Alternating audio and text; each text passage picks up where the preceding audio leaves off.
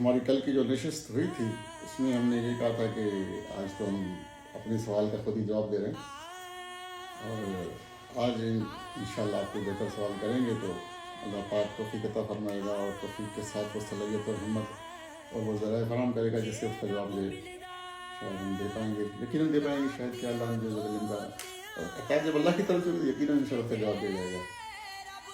میں کہتا ہوں کہ یار جو سوال وہ ہو کہ ایسے نہیں کہ ہم کہیں سے کسی کتاب سے وہ پڑھتے ہیں کہ آج یہ سوال پوچھیں گے، نہیں، ایسا سوال ہو جو آپ کے دل میں، آپ کے دماغ میں، آپ کے ذہن میں کھٹکتا ہو، کوئی ایسا کہ اس سے پہلے کبھی آپ نے سنا نہ ہو، پڑھا نہ ہو، کسی نے بتایا نہ ہو، کہ گمانی ہوتے یار اس سے کیسے ہوگا۔ یہ بعض اوقات ہم سوال کرتے ہیں کہ بھائی ایک ہندو پیدا ہوا تو اس کا کیا قصور تھا، کہ عیسائی پیدا ہوا تو اس کا کیا قصور تھا، کہ یہودی پیدا ہوا مجوسی پیدا ہوا اس کا کیا قصور تھا، ہم مسلمان پیدا ہو گئے کہ ہماری کون سی نیکی تھی۔ اس کے پیچھے بھی تو حکمت ہے، راز ہے، ایک فلسفہ ہے، اس میں تو کوئی شک شبے کی بات نہیں ہے کہ وہ عیسائی پیدا ہوا تو کیوں ہوا، یہودی ہوا تو کیوں ہوا، مسلمان ہوا تو کیوں ہوا، وہ تو ہے ایک فلسفہ۔ اس طرح کے سوال جو ہے نا وہ اب یہ جو میں کہہ رہا تھا کہ اب یہ آپ کو کہیں کتابوں میں نہیں ملے گا کہ یہ عیسائی پیدا ہوا تو اس کا کیا قصور تھا، ہندو پیدا ہوا اس کا کیا قصور تھا، یہودی پیدا ہوا مجوسی، آپ کو کہیں لکھا ہوا کسی نے وہ نہیں ملے گا، لیکن اس کا فلسفہ ہے، اس کا جواب ملے گا۔ تو جب اس کا جواب ہے تو اس طرح کے بہت سارے سوالات پیدا ہوتے ہیں تو اس کے جواب بھی انشاءاللہ مل جائیں گے۔ یہ تو وہ در مولا ہے بھائی، یہاں نہر بہتی ہے اور لیتے جاؤ۔ عبادت والا بات کری تھی آپ سے، عبادت کا اللہ تعالیٰ قرآن پاک میں بھی ہے، اللہ تعالیٰ نے انسانوں کو اور جنوں کو اپنے عبادت کے لیے پیدا فرمایا۔ تو عبادت کا بیسک مفہوم ہے کیا؟ یہ قرآن پاک میں کس طرح ہے کہ اللہ پاک نے جنوں کو اور انسانوں کو یہ سر آیت ہے، میرے خیال میں اس طرح ہے کہ بندگی جو ہے نا، یعنی کہ وہ بندگی کے آقا اور غلام کا جو سلسلہ ہے نا، اس کے لیے اب دیکھو نا، عبادت کے لیے تو 18,000 مخلوقات ہیں جو زندگی رکھتی ہیں، اور اس کے علاوہ بھی بہت ساری مخلوقات ہیں جن کو اللہ پاک نے پیدا کیا ہے، پتھر ہیں وہ بھی ذکر کرتے ہیں، اور اپنا بے شمار ایسی مخلوقات ہیں جو اللہ پاک کی پیدا کی ہوئی ہیں، اور 18,000 انسان تو سب سے آخری مخلوق ہے۔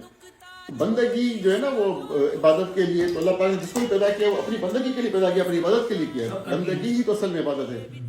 بندگی کیا ہوتا ہے کہ ہم جب کسی کو اپنا آقا تسلیم کرتے ہیں اور اس کے سامنے سر خم جو ہے نا اپنی گردن جھکا دیتے ہیں تو وہ اس کو عبادت اسی کو ہم کہیں گے۔ صحیح پوائنٹ آؤٹ کیا کہ سب کرتے ہیں، 18,000 کرتی ہیں۔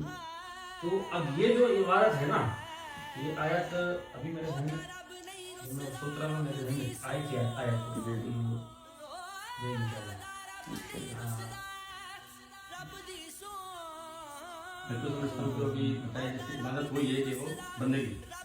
آپ نے اللہ کو اپنا رب تسلیم کیا، سر خم ہو گئے اور اب خود کو غلام قبول کر لیا، تو آپ عبادت میں آپ کا اٹھنا، آپ کا بیٹھنا، آپ کا دیکھنا، آپ کا کھانا پینا، آپ کے معاملات جتنے بھی ہیں وہ سب عبادت میں ہے۔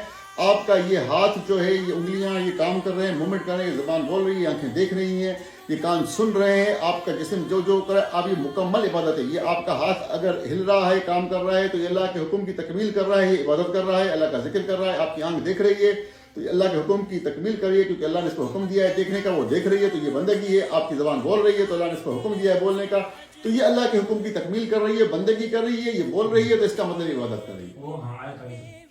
وہ آیت اس طرح ہے، وما خلقت الجن والانسان الا ليعبدون۔ اس کا ترجمہ ہم اس طرح پڑھتے ہیں کہ جو علماء نے لکھا ہوا ہے قرآن پاک میں کہ جنوں کو اور انسانوں کو اپنی عبادت کے لیے پیدا کرنا۔ عابدون کا مطلب کیا ہے؟ ہاں، لیعبدون، ہاں، بندگی کرنا۔ جس نے مجھے اب میرے سامنے سر خم اپنی گردن جھکا دی، ٹھیک ہے، اور جس نے جو مجھے قبول کیا رب اور خود کو میرا بندہ تسلیم کر لیا، وہ عابد ہے۔ یہ فلسفہ ہے۔ اچھا، عبادت کیا ہے؟ یہ عبادت بہت سارے دیکھو آبادی اس وقت کی کرنٹ پوزیشن پہ بھی دنیا کی بہت بڑی آبادی ہے جو اللہ کو تسلیم نہیں کرتی ہے۔ رب ماننا دور کی بات ہے یا نہیں، اس پر بھی بحث ہے۔ تو رب ماننا تو بڑی بات ہے، جس نے رب مانا اس نے بندگی کے خلاف کر، بندگی یعنی آپ خود کو باندھ دیا، اپنے غلامی تسلیم کر لی، اسے آقا تسلیم کر لیا، اللہ کو اپنے۔ اب ہمارے بات کا جنرل کانسیپٹ یہ ہے کہ عبادت جو نماز پڑھ رہا ہے، جو روزہ رکھ رہا ہے، یہ ہے عبادت۔ عام طور پہ کسی کو سمجھا جاتا ہے کیا ہوتا ہے کہ عبادت اسی کو ہی سمجھا جاتا ہے نا، اس پہ تھوڑا ڈراپ کرایا جاتا ہے. اصل میں ہماری جو بد نصیبی ہے نا، یا جو لوگ مثال میں نماز نہیں پڑھتا تو اب اللہ تعالیٰ شاید اور اچھے دنیا کے کام کو ایسے کر رہے ہوں، وہ ان کی کوئی اہمیت ہی نہیں ہوتی نا، ان کو کہتے ہیں کہ بات تو کرتا نہیں. بات یہ ہے کہ اچھا ہے کہ دیکھو نا، سوال جو اللہ پاک نے پیدا کر دیا کہ یہ عبادت کیا ہے، اس پر بات کرتے ہیں. بہت پیاری بات ہمارے سامنے آ گئی. دیکھیں جی، عبادات جو ہے، اگر ہم عبادات کی بات کرتے ہیں تو پھر یہ جو 5 رکن ہیں یہ کیا ہیں؟ آیا یہ عبادت ہے یا عبادت سے الگ ہے؟ اگر عبادت سے الگ ہے تو یہ پھر اہم کیوں ہے؟ اور اگر یہ عبادات میں نہیں آتے ہیں تو پھر وہ عبادت کیا ہیں؟ 5 رکن سب سے پہلے توحید، کیا عبادت ہے؟ پھر کیا نماز، کیا عبادت ہے؟ زکوٰۃ، حج اور رمضان کے 30 روزے. روزہ نہیں کہیں گے، رمضان کے 30 روزے. روزہ کا 12 مہینے، وہ 12 مہینوں میں سارے دن میں رکھ سکتے ہیں. تو رمضان کے 30 روزے جو ہے، اب یہ آپ کے 5 رکن ہو گئے. اس کے بعد آپ کیا کرتے ہیں؟ اس کے بعد نیک اعمال کرتے ہیں. عبادات وہ ہیں یا یہ 5 ہیں؟ اس کا پہلے فیصلہ کرتے ہیں. اگر یہ 5 ہیں، تو کیا ہم عبادت کر کے جو ہے مسلمان بن سکتے ہیں؟ تو پھر وہ کیا ہے؟ جیسے عبادت ہمارے یہاں چلا کشی اور یہ ذکر و اشغال اور یہ صوفیہ اپنا درخت جنگلوں میں نکل گئے اور اللہ کے ذکر و اشغال میں لگے. کیا کرتے ہیں بھائی؟ کون سی عبادت کرتے ہیں؟ ایسی کسی عبادت کا اللہ پاک نے کہیں بھی کوئی حکم نہیں دیا ہے کہ تم جا کے تنہائی میں غار ہونے اور بیٹھ جاؤ. اور یہ وہ اپنے مقبول بندوں سے یہ کام لیتا ہے کہ وہ یہ کام کسی مقصد کے تحت کرتے ہیں. اس کے پیچھے کوئی مقاصد ہوتے ہیں. ایسے کوئی جنگلوں میں غاروں میں نہیں جاتا. اور جو اس طرح جاتا ہے تو وہ عبادت نہیں ہوتی ہے، وہ گمراہی ہوتی ہے. عبادت اصل میں اللہ کے نظام میں سہولت کاری فراہم کرنا ہے. اللہ نے یہ جو نظام بنایا ہے، یہ سسٹم بنایا ہے، اس میں سہولت کاری میں اپنا کردار ادا کرنا، یہ ہے عبادت. جس طرح اللہ نے تمہارا یہ جسم بنایا ہے اور اس جسم میں ہاتھ بنائے، آنکھ بنائے، کان ناک بنائے، ٹانگیں بنائی ہیں، یہ سب اس باڈی کی سہولت کاری کر رہی ہیں اللہ کے حکم کی تکمیل کر کے. تو یہ اپنی عبادت کر رہی ہیں، یہ ہے ان کی بندگی. اسی طرح ہماری جو عبادت ہوگی وہ اللہ کے نظام میں سہولت کاری کر.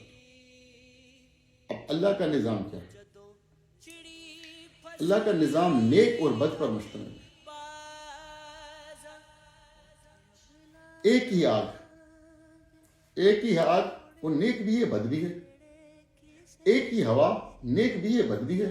ایک ہی پانی، نیک بھی ہے بد بھی ہے. ایک ہی روشنی سورج کی، نیک بھی ہے بد بھی ہے. تو اس کا مطلب کہ یہ جو چیز مخلوق آئی، اب سورج مخلوق ہے، آگ مخلوق ہے، ہوا مخلوق ہے. اب یہ جو مخلوقات ہیں یہ خدا کے حکم کے تحت پابند ہیں. وہ نیک کریں یا بد کریں اس پر ان کا وہ لاگو نہیں ہوں گے. بائلاز جو اللہ کی جہنم اور اپنا جنت والے بائلاز ہیں وہ ان کے اوپر لاگو نہیں ہوں گے. اب جن کو بندگی یعنی پابند کیا ہے، باندھ دیا ہے بائلاز SOPs کے تحت، ان کے اوپر ہی لاگو ہوں گے. وہ نیک اور بد کا فیصلہ خود کریں گے، جبکہ ان کا فیصلہ اللہ کرے گا. آگ کا فیصلہ اللہ کرے گا، ہوا کا فیصلہ اللہ کرے گا، پانی کا فیصلہ اللہ کرے گا. لیکن آپ اپنا فیصلہ خود کریں گے، کیونکہ خود اللہ پاک نے واضح کیا ہے کہ میں نے تمہارے سامنے 2 راستے رکھے ہیں، ایک نیکی کا ایک بدی کا. اب اس میں سے تم چنو. جب تم چنو گے، میں ایک بات کہتا ہوں، نعوذ باللہ کی حقیقت یہ ہے کہ ایک چیز کا علم جو ہے نا وہ ہمیں پہلے ہوتا ہے، اللہ کو بعد میں ہوتا ہے. تو اکثر وہ اس پہ اعتراض ہو جاتا ہے کہ یہ تو نعوذ باللہ یہ کفر کی بات کر دی. اگر کفر کی بات کر دی تو پھر مجرم میں کیسے بنوں گا؟ اللہ نے مجھے کہا کہ ایک نیکی کا راستہ، ایک بدی کا راستہ، ان میں سے ایک تو چناؤ کرے گا اس میں سے. اب جب میں چناؤ کروں گا تو اللہ کو پتہ چلے گا کہ میں نے بدی کا راستہ اختیار کیا، میں گناہ جہنمی بن گیا، یا میں نے نیکی کا راستہ اختیار کر کے اللہ کی رضا حاصل کری. یعنی پہلے تو چناؤ میں کروں گا نا. اگر یہ فیصلہ اللہ نے کیا ہوا ہے تو پھر مجھے سزا کیوں ملے گی؟ تو اس کا مطلب یہ عبادت پہ بات اگر آ گئی تو میں یہ کہتا ہوں کہ اب یہ میری اپنی ذاتی جو ہے نا وہ سوچ ہے. اب میں کوئی کتاب کا حوالہ نہیں دوں گا، میں کسی بزرگوں کا حوالہ نہیں دوں گا. مخلوقات دیگر جو ہم نے بیان کی کہ 18,000 کل مخلوقات اللہ پر ہیں اور انسان تو اس میں بہت آخری ہے. اور یہ بندگی کی اور عبادت کی جو ہم بات انسان سے جڑی ہوئی کرتے ہیں، تو اس کا مطلب پیچھے جو 18,000 مخلوقات پیچھے ہم چھوڑ کر آئے، ایک کم جو ہے ان کے لیے بھی کوئی 120 یا کوئی بیلاز اللہ پاک نے بنائے ہوں گے، ایسے ان کو تو نہیں چھوڑ دیا ہوگا. جیسے ہوا کی اگر ہم بات کریں تو ہوا بھی ایک مخلوق ہے، لیکن وہ بھی اپنی ایک رفتار کو کنٹرول کر کے چلتی ہے. ہر وقت وہ طوفانی ہوائیں نہیں چل رہی ہوتی ہے، اور ہر وقت جو ہے نا ہوا بند بھی ہوتی ہے. تو اللہ کے حکم کو جو ہے وہ جو اس کو بائی لاز دیے گئے ہیں، جو اس کی ہوں گی اس پر اس کو فالو کرتے ہیں. اسی طرح جو دریا اور نہریں چلتے ہیں، ہر روز سیلاب نہیں لے کر آتے، ہر روز کو خوشحالی نہیں کرتے. ایک وہ اپنے حکم جو ان کے ہوتے ہیں، قانون جو اللہ پاک نے اس کو دیے ہوں گے، ان کو تو اس کے وہ عمل کرتے ہیں. اسی طرح سمندر آئے دن سونامی جو ہے نا اس کو نہیں پھینکتا ہے. یہ اللہ کے حکم کو یہ بھی فالو کرتے ہیں جس طرح ہم کرتے ہیں، ہم بھی بندگی کرتے ہیں. لیکن ہمارے میں فرق یہ ہے کہ شعور اور لاشعور کا فرق ہے.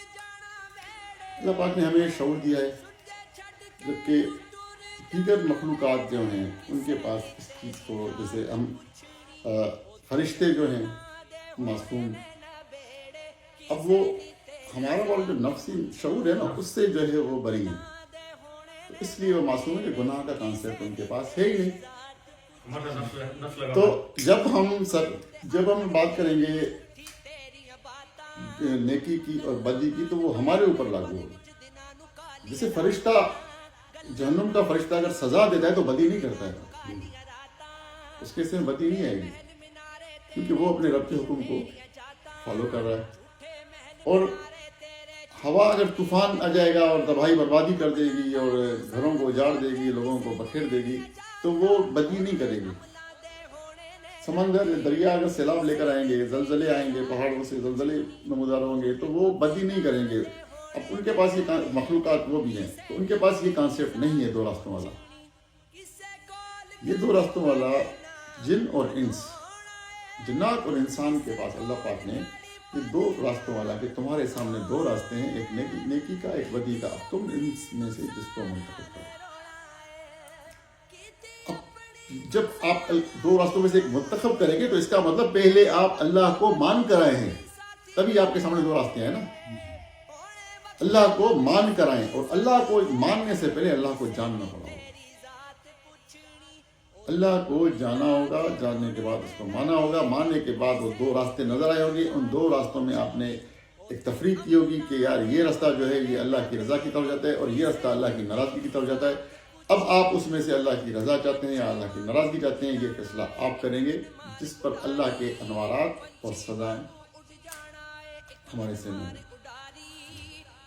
تو بات جو ہماری ہوئی تھی کہ بندگی کیا ہے، عبادت کیا ہے، تو عبادات جو ہے وہ اللہ کی شناخت کے ساتھ اللہ کو ماننا، محمد رسول اللہ صلی اللہ علیہ وآلہ وسلم کے اوپر اس طرح ایمان لے کر آنا جس طرح ہمیں اپنی اگلی سانس کے اوپر ایمان ہے کہ یہ سانس جو گئی ہے یہ واپس آئے گی، چاہے واپس نہ آئے، لیکن ہمارا یقین پختہ ہوا کہ آئے گی.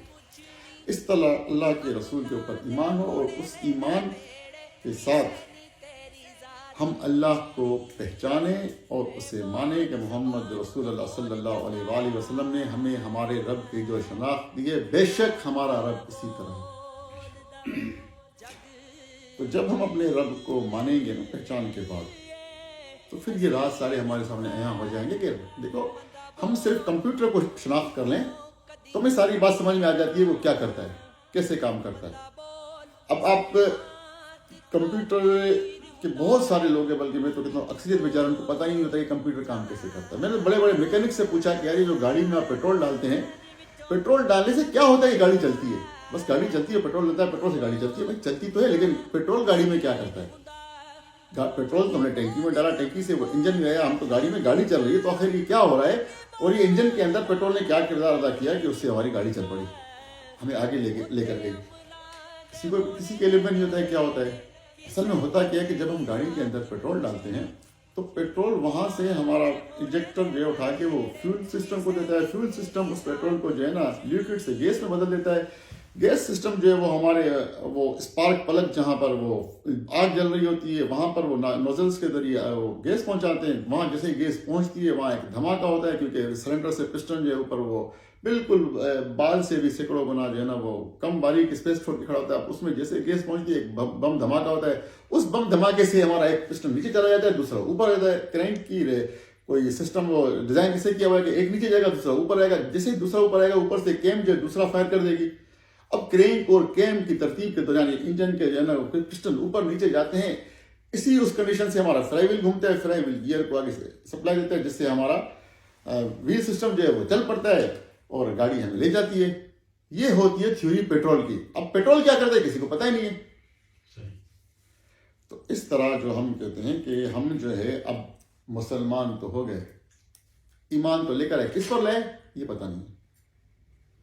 یہ کلمہ گو ہے, کلمہ گوئی تو کلمہ کیا ہے.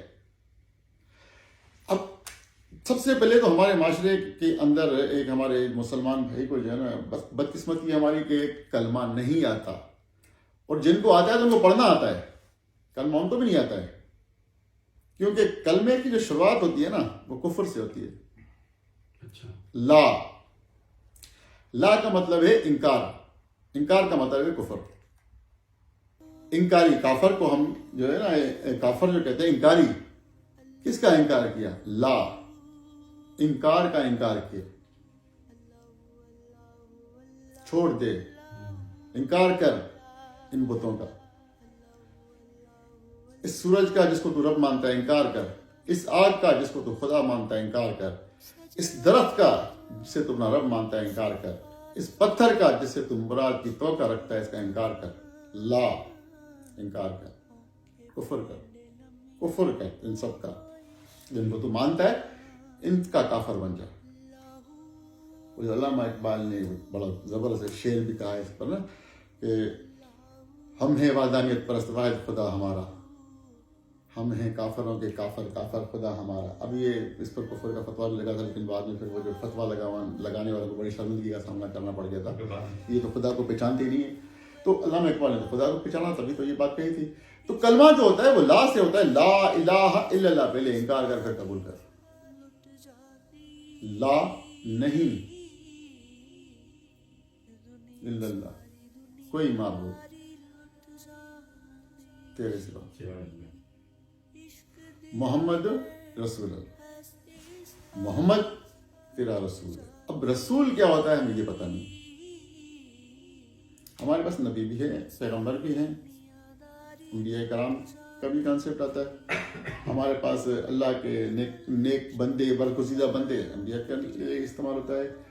اور رسول, رسول کیا ہے اس کے بارے میں علم نہیں ہوتا. کیوں؟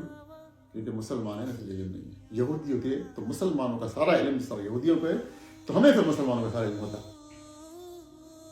کیونکہ جو خدا کے دشمن ہیں وہ تمہارے دین کا علم رکھتے ہیں, اور جو تم خدا کے فالوورز ہو, خدا کو ماننے والے ہو, خدا کے پیچھے جو ہے جنت اور جہنم کی امیدیں رکھنے والے ہو, تمہیں وہ علم نہیں ہوگا. کیوں؟ کہ تمہارا جو دشمن ہے نا وہ یہودیوں کا ساتھی ہوگا, اور جو یہودیوں کا دشمن ہے نا وہ تمہارا ساتھی ہوگا. سوری, جو یہودیوں کا ساتھی ہے نا وہ تمہارا دشمن ہوگا. اب وہ کون ہوگا؟ کافی گرم بحث ہمارا کچھ دنوں میں رہا بھی ہے, جسے ہم کہتے ہیں کہ ہمارے کرامن کاتبین, دو فرشتے ہمارے ساتھ جو ہر وقت ہوتے ہیں, ہمارے اچھے اعمال اور برے اعمال جو ہے نا اس کو وہ لکھتے ہیں. تو اس طرح اللہ پاک نے واضح یہ قرآن میں کہا ہے, اور الحمدللہ ہمارے مسلمان بھائیوں کے اس کے بارے میں علم ہی نہیں ہے. قرآن تو سمجھا ہی نہیں ہے, پڑھا ہے صرف. اس نے کہا حافظ صاحب سے وہ قرآن کے بارے میں معلومات پوچھ رہا, خدا کی قسم قرآن کی کوئی بھی اس کو چیز علم میں نہیں تھی, شرمندگی ہو رہی تھی, قرآن اس کو پورا یاد تھا. تو بہرحال اللہ نے فرمایا کہ ہر بندے کے ساتھ, انسان کے ساتھ, پیدا ہونے والے بشر کے ساتھ ایک شیطان پیدا ہوتا ہے, اور وہ شیطان اس کے دل میں, اس کے دماغ میں وسوسے پیدا کرتا ہے. جس کی ایک چھوٹی سی مثال میں آپ کو بتاؤں, اس بات کو تھوڑا سا یاد کروائیے گا کہیں بھول جائیں, کہ مولا علی نے فرمایا کہ جس کے ساتھ نیکی کرو اس کے شر سے بچو. تو کبھی آپ نے غور کیا ہے کہ مولا نے کیوں فرمایا؟ یہ تو ہمیں سیدھا سیدھا نیکی سے روکا جا رہا ہے نا. مولا کہ آپ کو نیکی سے روکیں گے کیا؟ یہ سب ممکن ہی نہیں ہے بھائی. جب میں نیکی کروں تو بدلے میں شر ملے گا, میں نیکی کروں ہی کیوں؟ تو مولا علی آپ کے ساتھ کانسیپٹ نہیں دیں گے کہ آپ نیکی سے باز آ جاؤ. تو اس فلسفے کو سمجھو صحیح، مولا نے فرمایا کیا ہے، صحیح بات ہے، یہ آپ کو کیا پیغام دیا جا رہا ہے کہ آپ اس منطق میں آؤ تو صحیح. وہ علم کے در جو ہے، وہ کائنات کے سارے علوم جو ہے اس کے اوپر اللہ پاک نے ان کو ایسی ایک بصیرت بخشی تھی کہ آپ کو آخری دم تک جو ہے نا یہ شکوہ رہا کہ مجھ سے وہ سوال ہی نہیں کہ جن کے جواب مجھے دینے تھے، وہ سوال ہی نہیں کیے گئے مجھ سے جن کے مجھے جواب دینے تھے. تو آپ کو جب کہا کہ جس کے ساتھ نیکی کرو اس کے شر سے بچو، آپ نے غور کیا کہ کیوں کہا گیا؟ کبھی کسی نے غور نہیں کیا، نہ کسی مولوی صاحب نے بتایا، نہ مفتی صاحب نے بتایا. بس بچو اس کے شر سے. بھائی کیوں بچیں؟ پھر نیکی کریں ہی کیوں جو بچیں؟ اس طرح کوئی نیکی نہیں کرے گا. تو یہاں پر وہی قرآن پاک والی بات آ گئی کہ ہر انسان بشر کے ساتھ ایک شیطان پیدا ہوتا ہے، اور وہ شیطان آپ کے دل میں وسوسے ڈالتا ہے. قل اعوذ برب الناس ملک الناس الہ الناس من شر الوسواس الخناس. وسواس الخناس یہ کون ہے؟ یہ وہی قرین ہے جو آپ کے ساتھ پیدا ہوا ہے. اب کیا ہوتا ہے کہ جب کوئی شخص پریشان ہوتا ہے، مشکل میں ہوتا ہے، مصیبت میں ہوتا ہے، تبھی تو وہ نیکی کا طلبگار ہوتا ہے، ورنہ کیوں ہوگا؟ نیکی کا طلبگار تب ہوگا نا جب وہ کسی مشکل میں ہوگا، کسی پریشانی میں ہوگا، کسی تکلیف میں ہوگا، کسی درد میں ہوگا، تبھی تو نیکی کا طلبگار ہوگا. کسی کوئی آ کے اس کے ساتھ نیکی کرے، ورنہ وہ نیکی کا طلبگار کیوں ہوگا؟ تو ایسے میں کیا ہوتا ہے کہ اس کو اس تکلیف میں، اس رنج میں، اس مشکل میں کسی نے پہنچایا ہوتا ہے، وہ ہوتا ہے اس کا قرین، اس کا شیطان، جو اس کے اندر ہی ہوتا ہے، جس نے اس کے اندر وسوسے ڈال کر اس کے لیے نفرتیں، مشکلیں اور ماحول ایسا بنا دیا ہوتا ہے جس سے اس کو مشکلات کا سامنا ہوتا ہے. اب وہ ان مشکلات میں جب گر جاتا ہے تو پھر یہاں پر کوئی اپنے قرین کا انکاری، جس کا اپنے قرین کے ساتھ جھگڑا چل رہا ہوتا ہے، وہ نیکی کرنے آ جاتا ہے. اب ہر آدمی کی قوت برداشت ایک جیسی نہیں ہوتی ہے. تو ایک جو ہے وہ قرین کی سازشوں کو برداشت نہیں کر پا رہا تھا، دوسرا اسے لڑ رہا تھا، شکست دیتا ہوا رہا تھا اسے، تو اس کے اندر نیکی کا جذبہ تھا. اب مولا نے کہا کہ نیکی تو کر رہا ہے، اب وہ تیرا دشمن جو پہلے سے ہی ہے وہ تیرے سے اور ویر ڈالے گا. اب دو جنے تیرے سے ویر ڈالیں گے، ایک اس کا دشمن جس نے اس کو تکلیف میں ڈالا تھا، تو نے آ کے اس کی تکلیف کو دور کر دیا، اس کے لیے راحت کا سبب بنا دیا، اس کی ساری محنت کا تو نے منہ کالا کر دیا، اب وہ تیرا دشمن ہو گیا تجھے تکلیف میں لانے کے لیے. دوسرا تیرا والا تو پہلے تو اسے لڑ رہا تھا، جھگڑا تیرا چل رہا تھا، اب دو جنے ہو گئے، تو زیادہ مشکل میں آئے گا. اب وہ اس کا قرین اس کے اندر وہ وسوسے پیدا کرے گا جس سے وہ تیرے لیے شر کرے گا، جبکہ وہ نہیں کرے گا، اس سے کروایا جائے گا. تو ایسا ہو ہی نہیں سکتا کہ آپ کسی کی مشکل تکلیف دور کریں، وہ آپ سے شر کرے، تو اس کا مطلب وہ نہیں کر رہا ہے. اس کے اندر جو شیطان ہے، جو اللہ پاک نے پیدا کیا ہے باقاعدہ اسی طریقے سے جس طرح کرام کاتبین ہے، اس طرح کریم بھی آپ کے ساتھ ہے، وہ آپ کے وسوسے ڈالے گا. اب جس نے نیکی کی اس کے لیے غلط گمان آتے جائیں گے، اس نے یہ نیکی اس لیے کی ہوگی، اس کا اس میں یہ مفاد ہوگا، کوئی اس کا یہ مفاد پورا کرنا چاہتا ہے مجھ سے، وہ اس لیے سے یہ کیا ہوگا. اب وہ وسوسے ڈال کر وہ اس کے ساتھ شر کرے گا. تو یہ تھا مولا کا کانسیپٹ کہ جس کا نیکی کرو اس کے شر سے بچو. یہ نہیں تھا کہ آپ نیکی کرنا چاہو. یہ تو آج آپ نے تو بات یہ ہے کہ ہم آ رہے تھے ادھر، پتہ نہیں عبادت نہیں، کہیں پر رکے تھے ہم کے کچھ یہ بات ہم بیچ میں آ گئی. بہرحال میرے خیال میں عبادت پہ کیا تھا اس کے، وہی تھا نا وہ جو 5 رکن تھے. نہیں سر وہ تو بہت پیچھے لگے. میں نے آپ کو کہا تھا کہ تھوڑا یہاں پہ کلک کروائیے گا کہ کس جگہ پہ کھڑے ہوئے ہیں. شاید آپ نے توجہ سے نہیں سنا کہ وہ ہم کھڑے تھے، مقصد کی بات جس پر ہم آ رہے تھے. یہ دیکھو نا بات ہے کہ کوئی توجہ نہیں تھی. میں نے آپ کو کہا تھا کہ میں تو بیان کرنے جا رہا ہوں، ایک الگ سے بات بیان کرنے جا رہا ہوں. آپ مجھے کلک کیجیے گا کہ ہم کہاں سے چھوٹے تھے. بات تو ہم عبادت پہ ہی کر رہے تھے، لیکن وہ چلیں جی انشاءاللہ. اب یہ تو میرے خیال میں بہت لمبا ہو گیا، اس طرح ہم بات کرتے جائیں گے تو صبح ہو جائے گی. بہرحال عبادت کا جو کانسیپٹ ہم کہہ رہے تھے، عبادت ہے خدا کو تسلیم کرنا، اس کی شناخت کے ساتھ، اس کی شناخت کے ساتھ اسے تسلیم کرنا، محمد رسول اللہ صلی اللہ علیہ وآلہ وسلم پر اس طرح ایمان رکھنا جیسے یہ جو سانس میری اندر گئی ہے یہ باہر نکلے گی، مجھے اس کا یقین ہے. نکلے یا نہ نکلے یہ الگ بات ہے، لیکن مجھے یقین ہے کہ نکلے. اس طرح ایمان رکھنا، یقین رکھنا محمد رسول اللہ صلی اللہ علیہ وسلم، اور آپ نے جو شناخت دی ہے اللہ کی، اس پر مکمل ایمان کے ساتھ اللہ کو اس طرح ماننا.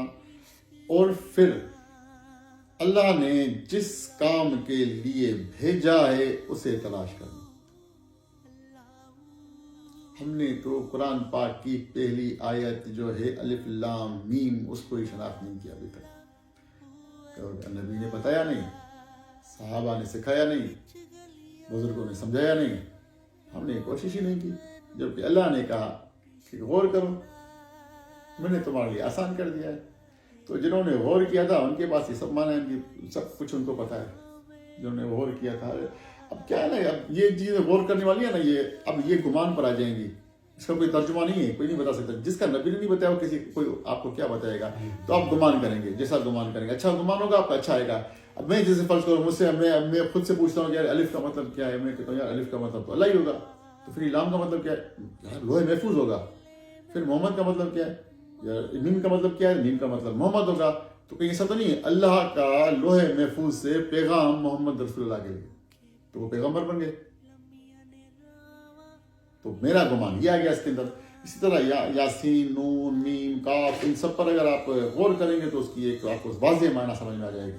تو ہم غور نہیں کرتے کیونکہ کوئی ہمیں روکتا ہے. روکتا کونے سے تلاش کرو, تمہیں روکتا کونے غور کرنے سے.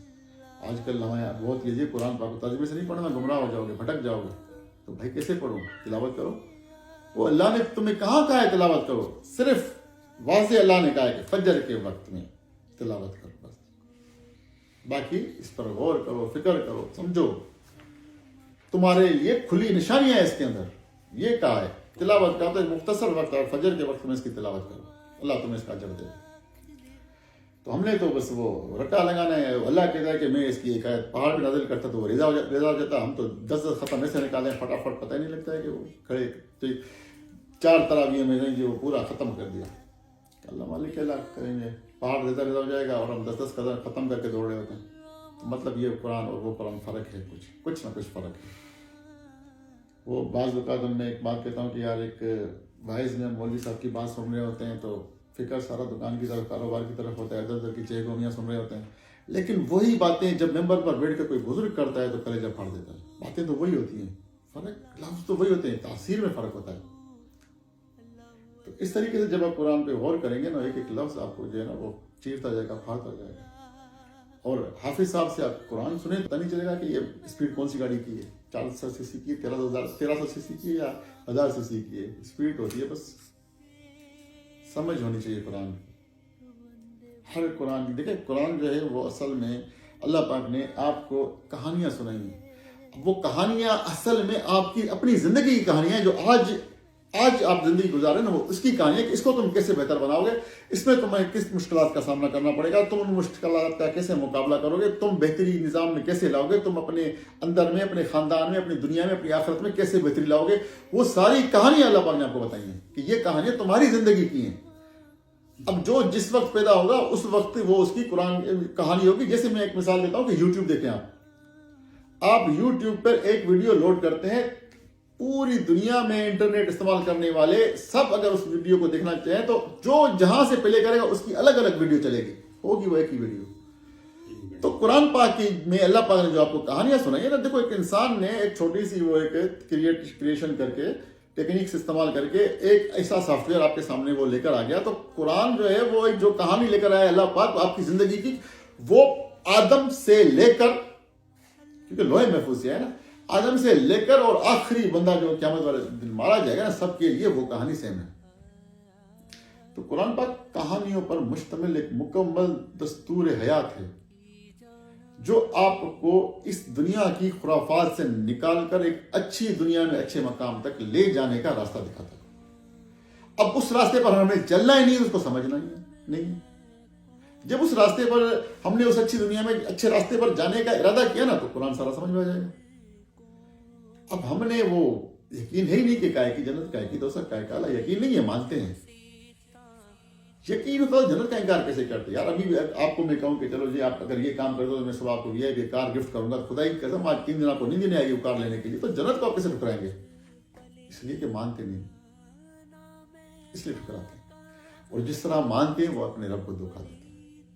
یہ بات کی اب اس طرح ہم بات کرتے جائیں گے تو صبح ہو جائے گی اور یہ باتیں تو ختم نہیں ہوں گی. اور اچھی باتیں, اور ایک بات اپنے ذہن میں رکھا کرو, جب بھی جس مجلس میں اللہ کا, اللہ کے رسول کا, اہل بیت کا ذکر ہوتا ہے, اس مجلس کو فرشتے اپنے پروں سے ڈھانپ لیتے ہیں. اور جس مجلس کو رحمت کے فرشتے اپنے پروں سے ڈھانپ لیں، اس کے انوارات آپ کو اگلے دن نظر آئیں گے، نہیں نظر آئے تو میں آپ کا جواب دینا. تو یہ یقین رکھا کریں، اور یہی ذکر ہے. اللہ کا ذکر جو ہے، یہ جو آپ جس طریقے سے آج کل ہو رہا ہے، یہ نہیں. اللہ کی بڑائی، اللہ کی شان، اللہ کے برگزیدہ بندوں کا ذکر، اللہ کا ذکر. جزاک اللہ، اللہ ہم سب کے حق میں بہتری فرمائے اور ہماری اصلاح